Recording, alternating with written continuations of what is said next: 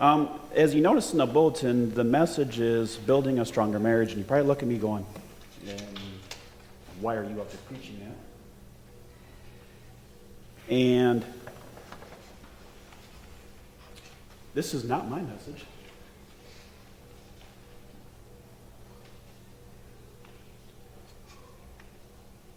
With Alyssa's wedding being tomorrow, I actually got to get the privilege and honor to officiate it, which is great for me. Although I was giving Alyssa a little teasing, because I said, so you asked Patrick Tim first and he couldn't? She says, yeah. I said, so I'm just your second choice. And she says, well, yeah. But it's still special. And with that, and knowing how busy the week could be, I kind of wanted to stay in that theme of marriage. And I'm no expert on it, never claimed to be. But I've seen some long-lasting marriages, my grandparents, for instance. And I don't know how long you've actually been married. Brad? 69. It's a long time. And it's been blessed, and we've been blessed. My parents, they've been married for 44 years. Chris and I, we have our ups and downs. But we're coming up on our 17th. And what's really funny is that when Chris and I were first dating, they had these friends of hers. They were celebrating their anniversary, and I said, so how long have they been married? Well, they're celebrating their 17th anniversary. And I said, wow, I could not imagine being married to the same person for that long.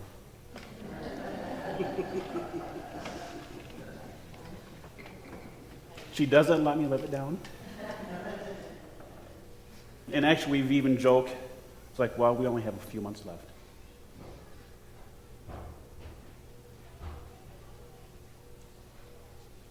But marriage is not something to be taken lightly. It takes a lot of work to make a marriage work, a lot of hard work. It's not something you just do and live happily ever after. And I want to share some things that kids have shared about what they think about marriage. Kirsten, age 10. No person really decides before they grow up who they're going to marry. God decides it all way before, and you get to find out later who you're stuck with.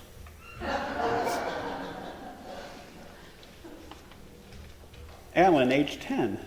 You got to find somebody who likes the same stuff. Like, if you like sports, she should like sports. And she should keep the chips and dip coming. When asked to give the right age to get married, 6-year-old Freddie said, no age is good to get married at. You got to be fooled to get married. And Anita, age 9, she says, in answering the age-old question about whether it is better to be single or married, it's better for girls to be single, but not for boys. Boys need someone to clean up after them. And when asked how best to make a marriage work, 10-year-old Ricky replied, tell your wife that she looks pretty even if she looks like a truck.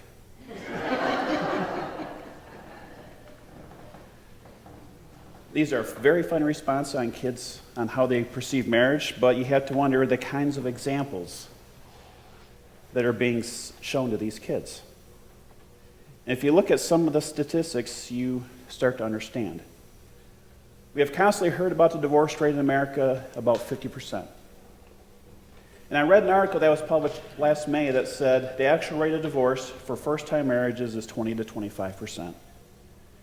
And that the 50% rate was just researchers and what they expected the rate to be with the increasing rates between 1970 and 80s.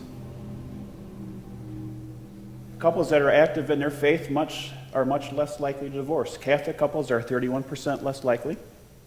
Protestant couples are 35% less likely to divorce. And Jewish couples are 97% less likely to divorce.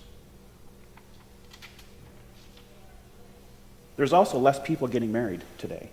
They're choosing to just live together and not get married at all. Another article I read said the number of marriages are less than the number of divorces annually now. And that living together without being married is an abomination in the eyes of the Lord our God.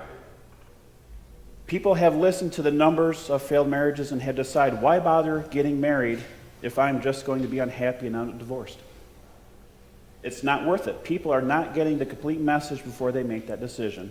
Studies show that if you stay married for 5 years, that almost 80% of those will be happy in the next 5 years. And once again, I will mention that the divorce rate among those active in their church is 27 to 50% lower among churchgoers. In Seattle, where a kennel license is required if you house more than 4 pets, a woman with 2 dogs and a cat called the pet license office for information. She said that she was considering marrying a man that has 2 cats and a dog. We both love our animals dearly and do not want to give any up.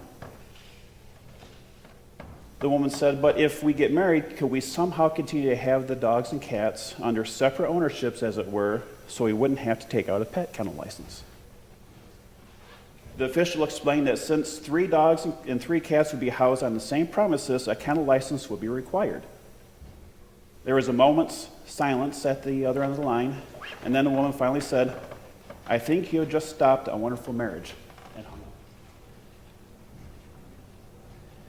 Now, I get that they love their pets and don't want to part with them. Pets and kids do come as a package deal. But more than one red flag seems to pop up when she is not even willing to get married because they'd have to purchase a kennel license.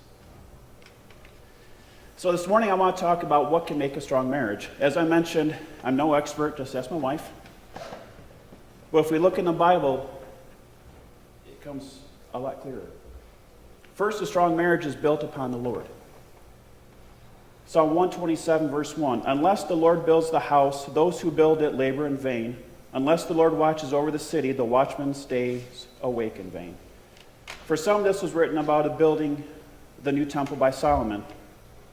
But as Matthew Henry points out, in singing this song, we must have our eye upon God for success in all our undertakings and a blessing upon all our efforts and enjoyments, because every creature is that to us which he makes it to be and no more.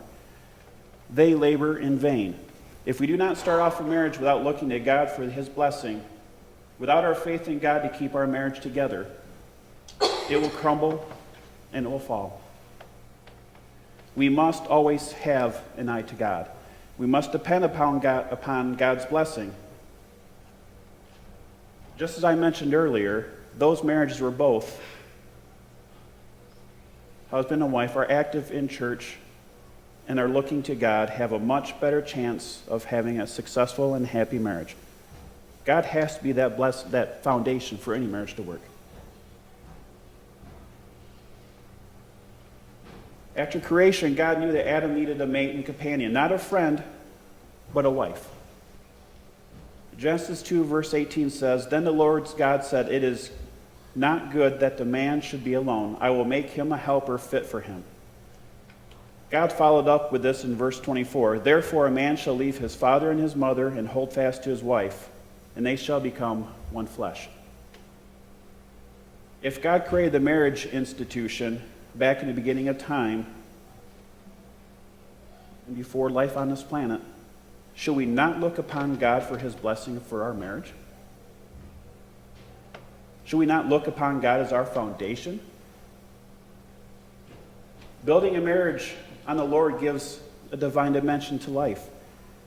Wouldn't it be great to start a new marriage on the right foot by taking the time to read the Bible and pray together on the very first day of your marriage? Make that a habit to do it every day. Not only would it get closer as a couple, but you'd also get closer to God. And if you think about it, marriage takes 3. God did not create marriage to just be between a man and a woman, but a man and a woman in a growing relationship with each other and with God. The more you love God, the more capacity you will have to love each other. In Deuteronomy 31, verse 8, it says, "The Lord himself goes before you and will be with you. He will never leave you nor forsake you. Do not be afraid. Do not be discouraged." Imagine what can be accomplished if you start your marriage out with a desire to serve the Lord from the start as a couple. God will always be with you and never forsake you. I don't know how many times growing up, Grandma and Grandpa Jones, senior saints, they would travel and build. They did it as a couple with other couples. They grew closer together and closer to God.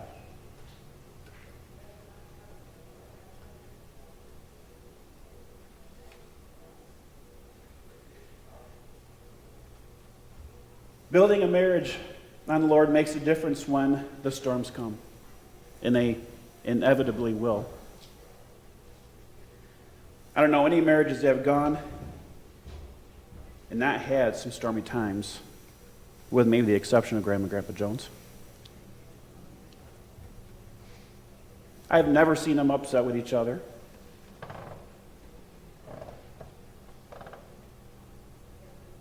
course, we were not meant to.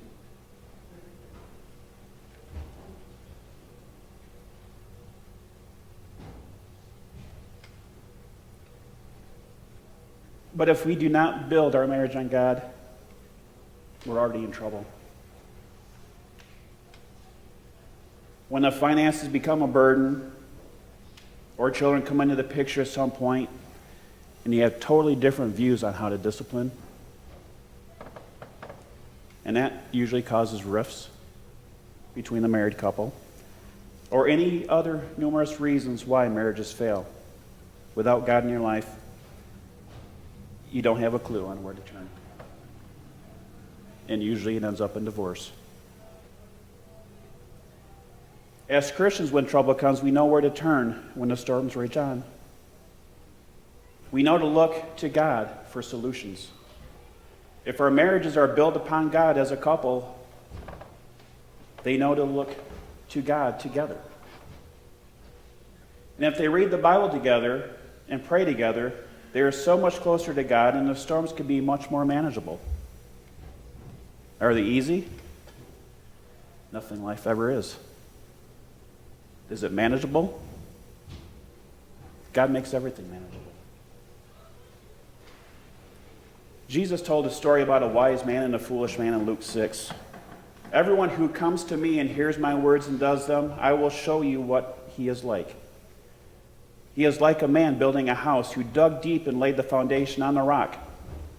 And when a flood arose, the stream broke against the house and could not shake it because it had been built well. But the one who hears and does not do them is like a man who built a house on the ground without a foundation. When the stream broke against it, immediately it fell, and the ruin of that house was great." When we build our marriages, do we choose to build it with a foundation on the rock of ages, to withstand any storm, or do we hear and not act according to Jesus' teachings and build a marriage that will crumble at the slightest storm? If the marriages are built upon the Lord, they shall keep their comfort, peace, hope, and joy in the midst of the greatest distresses. For the storms and streams of affliction shall not shock them, for their feet are set upon a rock that is higher than they. But those that do not build their marriage upon God, whatever they built their marriage on will be washed away. A strong marriage is built upon love. When we watch movies, how many think, "I wish love just happened like that in the pictures"? Richard Gere and Julia Roberts said they were in love after knowing each other for one week in the movie Runaway Bride. Lois Smith Brady of the New York Times wrote, "Marriage has always been portrayed as the downside of weddings. Weddings are glamorous and usually involve weight loss. Marriage is dull and involves weight gain. Every bride and groom is beautiful. Every husband and wife are exhausted. At a wedding, everything is new. And later, is anything new. If we were to look in 1 Corinthians 13, verses 4 through 7, it describes what love should be.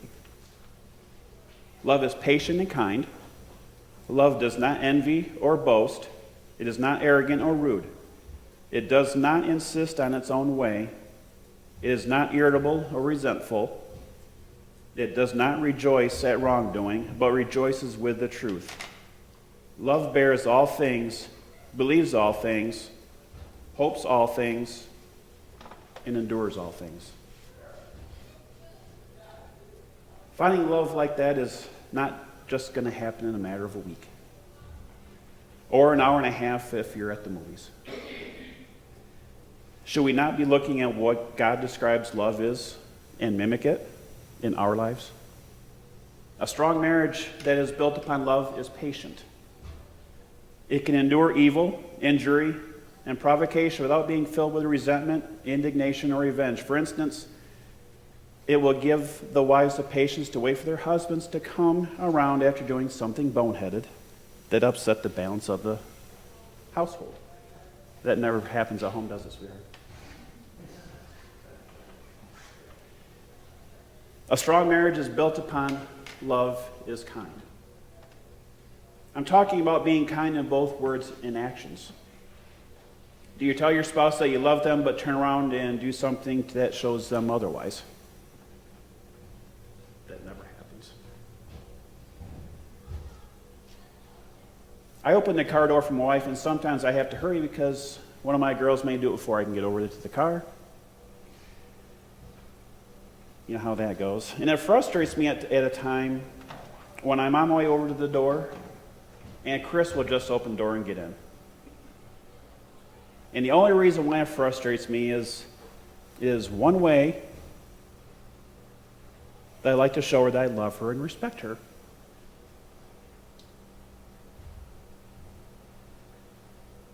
A strong marriage that is built upon love does not envy or boast. Let's face it, some people get married for what they can get out of the relationship. Some people marry for money and other worldly things. Love for a married couple is not what you get out of the relationship, but it's supposed to be what you put into it. Sometimes married couples see what others have and they wish they could have a bigger house, a bigger yard, nice expensive cars. But why not just be happy with what you have? You never know about the other couple behind closed doors. They may have a really nice house and cars, but as a spouse, they do not have that true love. The true love that God intended for us that will make a marriage last. A strong marriage that is built upon love is not arrogant or rude. If you love your spouse, you're not going to be arrogant towards your spouse or be rude. You're both in it together. One is not better than the other. Plus, if you truly have God in your marriage, as you should, no way are you going to be able to portray yourself better than God, seeing how it's a three-person marriage. That's just not going to happen. A strong marriage that is built upon love is not selfish. Again, you and your spouse are in it together. Love is not selfish. It's not about what you get out of it, but what you put into it. Chris is always looking out for the kids and me. I guess I should just say kids is how she puts it. Instead of getting herself clothes, she'd rather spend the money and buy the kids things. Yes, that was me. When she got her new job, it was hard for her to go and buy new clothes for her because she just didn't feel right doing it. It's not something that is in her. She always wants to make sure that everyone else is taken care of. When we were first married, Chris would want to do things as a family or celebrate things at her parents' house on the weekend.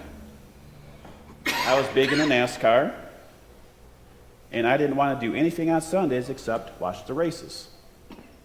And of course, all our family get-togethers were always on Sundays. Yes, I was being a bit selfish, and I figured I worked all week. I should be able to decide what I want to do with my time off. I think it's gotten a little bit better now. If we plan on things, I'll just set the DVR and catch it when I get back home. Unless I happen to get a spoiler on who won on Facebook, then I'm like, why bother? But it takes two. I would say three, but God is never selfish. So it takes the other party of two to work together. The needs of the family and your spouse need to come before your own, especially for us guys. Yeah, even you. Our wives do so much extra stuff, we need to take the time to spoil them a little bit. It does not pay to be selfish at all. Life is too short. Why waste it? Because the time flies by so fast, especially when you have kids. It seems only like yesterday that Harley and Charity were born.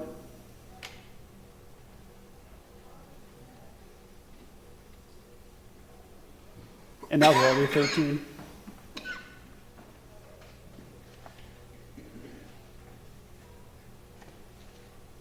Seems like tomorrow they'll be graduating from school. And then the expense of college.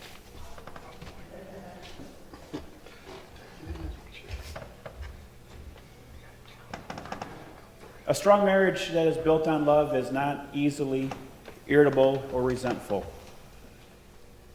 We all have our bad days, and some may seem worse than others.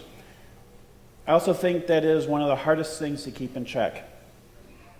When stress levels are high at work, and the pressure people are under these days, especially with technology that seems to keep people working a lot longer than they used to.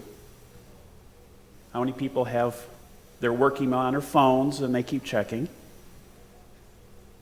My wife made me turn mine off on vacation once.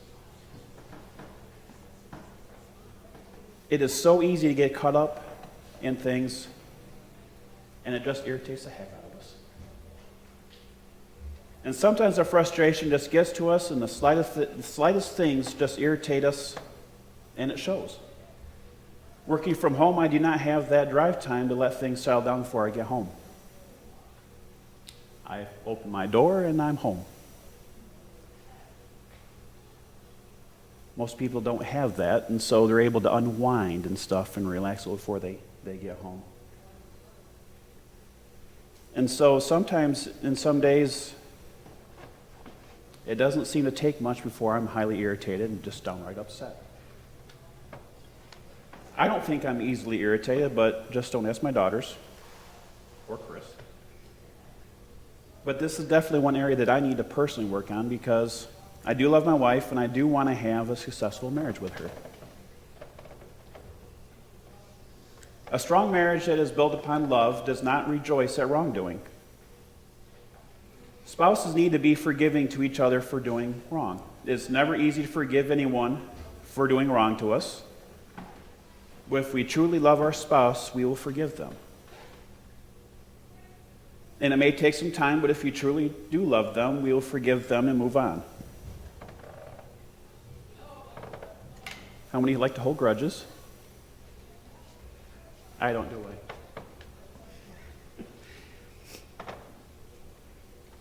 It makes it hard. But we must not let the wrongdoing define us or our marriages,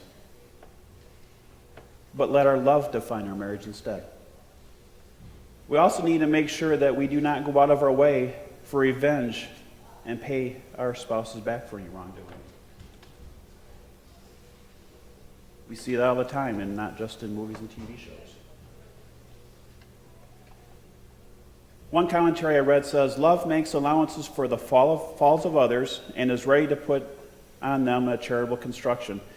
Another commentary mentions, love does not change or does not charge the evil inflicted. It does not carry it ever in mind, but forgives it. A strong marriage that is built upon love rejoices with the truth. This truth is the truth of the gospel. As Matthew Henry put it, it rejoiceth in the truth, is glad of the success of the gospel commonly called the truth by way of emphasis in the New Testament, and rejoices to see men molded into an evangelical temper by it and made good. It takes no pleasure in their sins, but it is highly delighted to see them do well, to approve themselves men of probity and integrity. It gives it much satisfaction to see truth and justice prevail among men, innocency cleared, and mutual faith and trust established, and to see piety and true religion flourish. Without Christ, our marriage is in vain. Christ is the truth, and our marriages have to be based on that truth. God showed us what true love is. He sent his Son to die on the cross for our sins, his Son that committed no sin at all. That is true love. And that is the kind of love that we need to build our marriage on.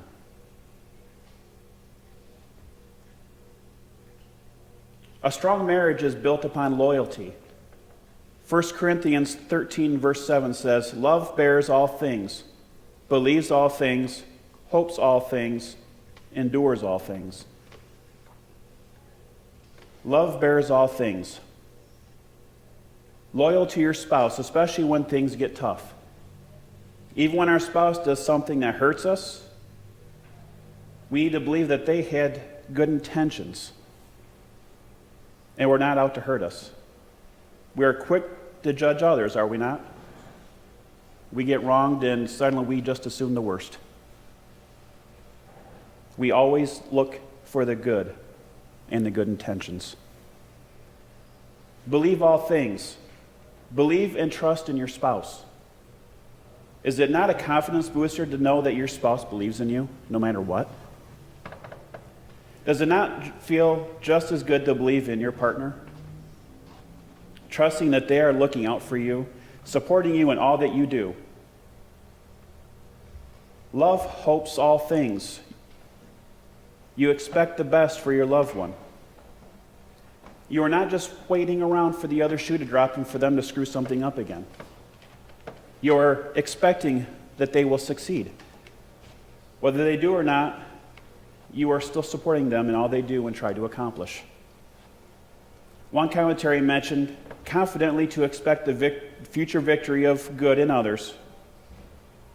Now, when my wife and I went to Kentucky for that half marathon, I was expecting us both to complete it.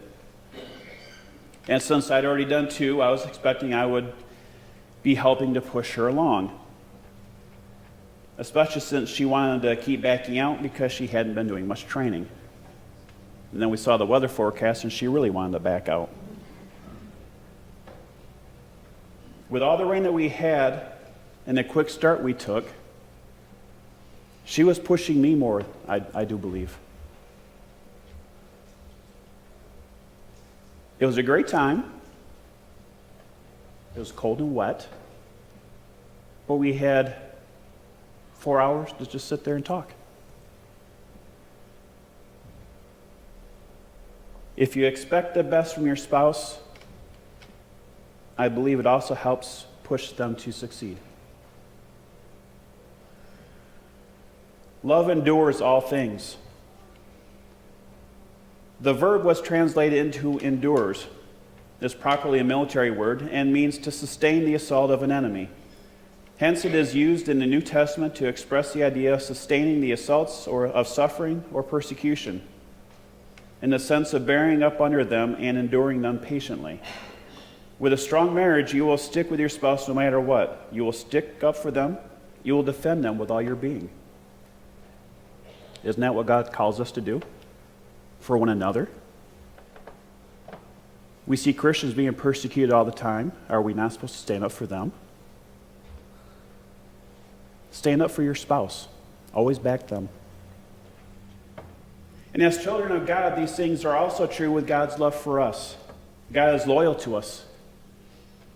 No matter how bad we screw up, we just have to go to God and confess to Him and ask for forgiveness, and we move on because God has forgiven us. God is always there for us. God expects the best of us. We don't always have to succeed, but God is always there, ready to pick us up so that we can try again. No matter how much Satan beats up on us and attacking us, God is always there to defend us. No matter what, God does not forsake us. And it does not matter if you've been married for 6 months, 17 years, 44 years, 69 years. You can still build a strong marriage. It can always get stronger. And as you build your marriage on the Lord, on love and on loyalty, the foundation can always be stronger. A marriage that prays together, reads the Bible together, and loves together stays together. Make sure that Christ is the center of your marriage. You may see other houses crumble and fall, but with Christ involved in your marriage, your house will stand. Make sure you show your spouse how you truly love them. Do not just tell them, but truly show them.